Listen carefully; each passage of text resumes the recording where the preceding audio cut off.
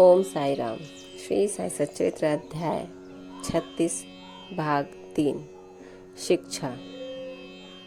यथार्थ में बाबा ने कभी किसी से पैसा नहीं मांगा और ना ही अपने भक्तों को ही मांगने दिया।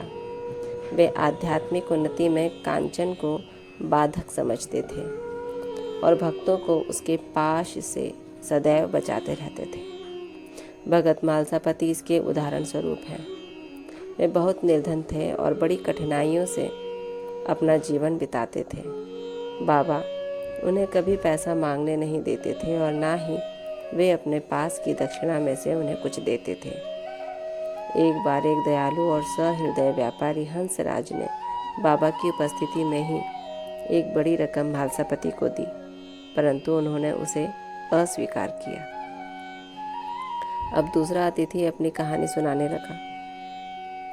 मेरे पास एक ब्राह्मण रसोइया था जो गत 35 वर्षों से ईमानदारी से मेरे पास काम करता आया था।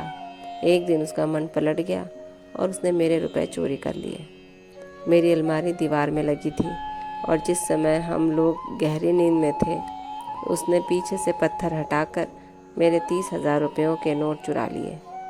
मैं नहीं जानता कि बाबा को यह ठीक ठीक धनराशि कैसे ज्ञात हो गई। मैं दिन रात रोता और दुखी रहता था। एक दिन जब मैं इसी प्रकार निराश और उदास होकर बरामदे में बैठा था, उसी समय रास्ते से जाने वाले एक फ़कीर ने मेरी स्थिति जानकर मुझसे इसका कारण पूछा। मैंने उसे सब हाल कह सुनाया। तब उसने बताया कि कोपर गांव तालुके के शिरडी ग्राम में श्री साईं बाबा नाम के एक औलिया रहते हैं।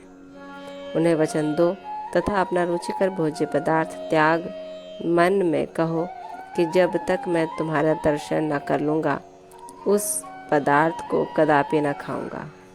तब मैंने अन्न खाना छोड़ दिया और बाबा को वचन दिया, बाबा जब तक मुझे तुम्हारे दर्शन नहीं होते तथा मेरी चुराई गई धनराशि नहीं मिलती, तब तक मैं अन्न ग्रहण न करूँगा। इस प्रकार जब 15 दिन बीत गए, तब वह ब्राह्मण स्वयं ही आया और सब धनराशि लौटाकर क्षमा याचना पूर्वक कहने लगा कि मेरी मति ही भ्रष्ट हो गई थी, जो मुझसे ऐसा अपराध हुआ है। मैं आपके पैर पड़ता हूँ, मुझे क्षमा करें। इस प्रकार सब ठीक ठाक हो गया। जिस फ़कीर से मेरी भेंट हुई थी तथा जिसने मुझे सहायता पहुँचाई थी, वह फ़कीर मेरे देखने में कभी नहीं आया।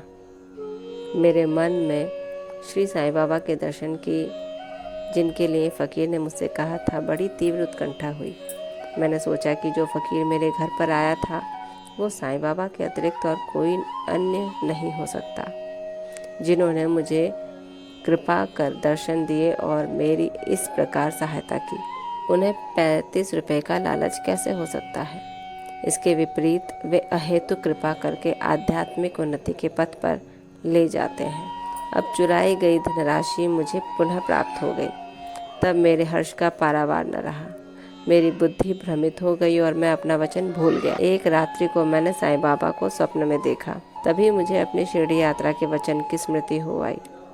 मैं गोवा पहुंचा और वहां से एक स्टीमर द्वारा बम्बई पहुंचकर शिरडी जाना चाहता था, परंतु जब मैं किनारे पर पहुंचा तो देखा कि स्टीमर खचाखच भर चुका है और उसमें बिल्कुल भी जगह नहीं है।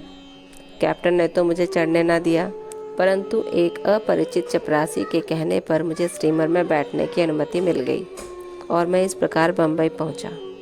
फिर रेलगाड़ी में बैठकर यहाँ पहुंच गया। बाबा के सर्वव्यापी और सर्वज्ञ होने में मुझे कोई शंका नहीं है। देखो तो हम कौन हैं और कहाँ हमारा घर। हमारा भाग्य कितना अच्छा है कि बाबा हमारी चुराई गई राशि वापस दिलाकर हमें यहाँ खींच कर लाए। आप शिरडीवासी हम लोगों की अपेक्षा सहस्त्र गुना श्रेष्ठ और भाग्यशाली हैं, जो बाबा के साथ हंसते हैं, खेलते हैं, मधुर भाषण करते हैं और कई वर्षों से उनके समीप रहते हो। यह आप लोगों के गत जन्मों के शुभ संस्कारों का ही प्रभाव है, जो कि बाबा को यहाँ खींच लाया है। श्री साईं ही हमारे लिए दत्त हैं। उन्होंने ही हमसे प्रतिज्ञा कराई तथा जहाज़ में स्थान दिलाया और हमें यहाँ लाकर अपनी सर्वव्यापकता और सर्वज्ञता का अनुभव कराया। ओम साई राम। इस कथा में ही बाबा के लिए इतनी सारी बातें लिखी हुई हैं कि बाबा इतने सर्वज्ञ और सर्वव्यापक हैं कि अपने भक्तों को कहीं दुखी होते हुए नहीं देख सकते। वो स्वयं ही आकर उनकी किसी भी रूप में आकर उनकी मदद करते हैं और सही मार्गदर्शन कराते हैं। बाबा अपने भक्तों को कभी दुखी नहीं देखते, उल्टा उनको संकटों का सामना करने में उनकी सहायता करते हैं। ओम साई राम। श्री सच्चिदानंद सद्गुरु साईनाथ महाराज की जय। इसी के साथ ही अंश यहीं समाप्त होता है।